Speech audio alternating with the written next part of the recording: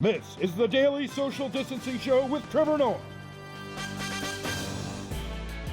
Let's kick things off by talking about some of the stories that we can't really spend time on today because Donald Trump still has COVID-19.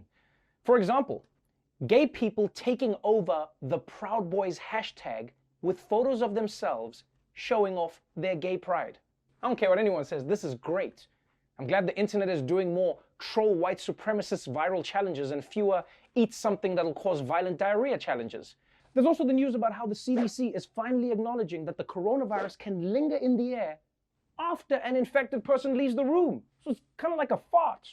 Only this time it's actually silent but deadly. Not to mention, Mike Pence is now refusing to stand behind plexiglass at his debate with Kamala Harris tomorrow, which just blows my mind. Because forget plexiglass.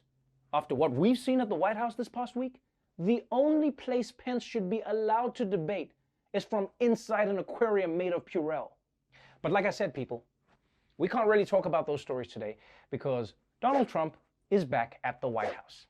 Yep, he did that thing that tough guys do in the movies where they tear the IV out of their arm and say, "I'm checking myself out of this hospital." And then he very carefully walked down the stairs to his car. I mean, just look at how he pats the banister like it's a puppy.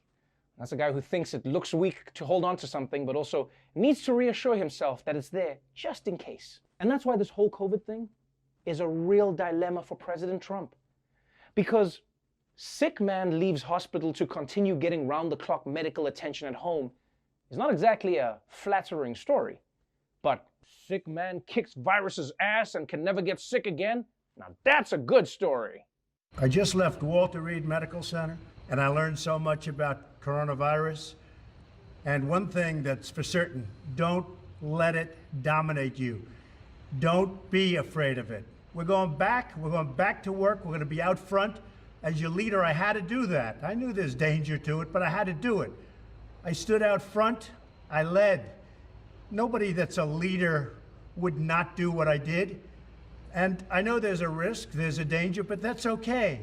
And now I'm better, and maybe I'm immune. I don't know. Maybe I'm immune. Maybe I'm Spider-Man. And I can shoot webs out of my wrists. Who knows? Pew, pew, pew, pew. What the hell kind of a thing is that to say? Maybe I'm immune? I don't know. It sounds like the last thing a frat bro says right before he drinks the toilet water for $20. And of course, Trump being Trump, every second of his return to the White House was choreographed for maximum television impact. This morning, President Trump is back at the White House. The president stood on a balcony and removed his mask in a dramatic gesture. A double thumbs up, a salute, and no mask. The president is going inside those doors, and then he comes back out still without a mask on, apparently to reshoot his entrance into the White House. It's about 4 people within close proximity of the president who, of course, like we said, is not wearing a mask. This is part of this staged entrance that the president is making where he wants to be back at the White House. God damn! The dude ripped his mask off the second he got home. And I know Trump thinks this is a triumphant moment, but he's presumably still riddled with COVID.